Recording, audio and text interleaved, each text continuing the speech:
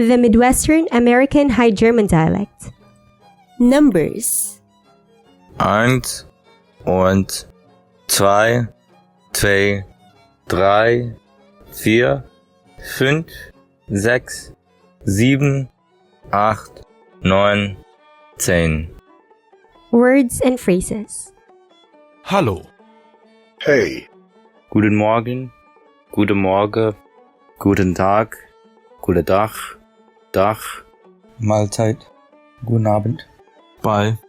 Bis später. Wie geht's? Wie steht's? Hurry auf. Sei so gut. Benimm dich. Beheb dich.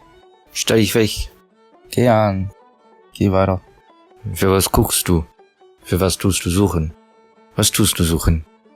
Das Lagerhaus. Die Stinkkatze. Stinkkotz. Stinkkatze. Die Feder. Kugelschreiber. Die Car. Die Maschine. Gschvel. Das ist recht. Gesundheit ist besser wie Krankheit. Sample text.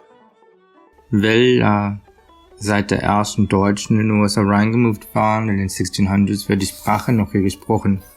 Die meisten Sprecher sind aber über 60 Jahre alt, aber hier und da wird die Sprache an jüngeren Generationen weitergegeben. Eigentlich gibt es auch viele deutschen Dialekte und Akzente in den USA. Also hier in den States spricht welche andere Deitsch, Dätsch, Dietsch und Dütsch und die reden nicht vom Pennsylvanisch Deitsch oder texanisches Deutsch.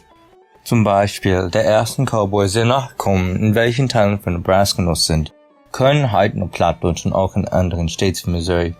Even Wörter wie Stinkkatze und Luftschiff werden benutzt in Kansas, Indiana und Wisconsin und nicht nur in Texas, wie viele glauben. In Jasper County in Southern Indiana, nur wo man dort aufgewachsen war, sagt man Gschvel für Eichkatz. Oder wenn man dann über 40er Bub war und wollte sich ein bisschen Jux machen, gellte mein Opa raus und hat ihn vom Haus verbannt für eine Weile.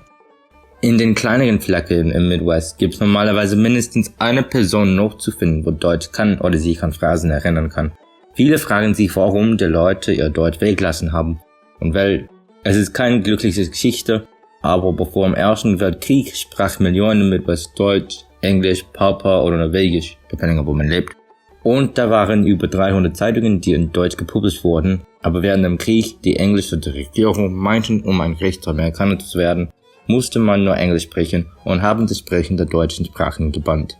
Danach fing Deutsch an zu verschwinden aus den Städten und Gemeinden. Deutschsprachige Leute wurden tormentiert und Tatenfelder in Justpläne abgebieten von den Englischen. Eventually, die Sprache ging von den Courthouse und Geschäften, wo man die noch hören konnte.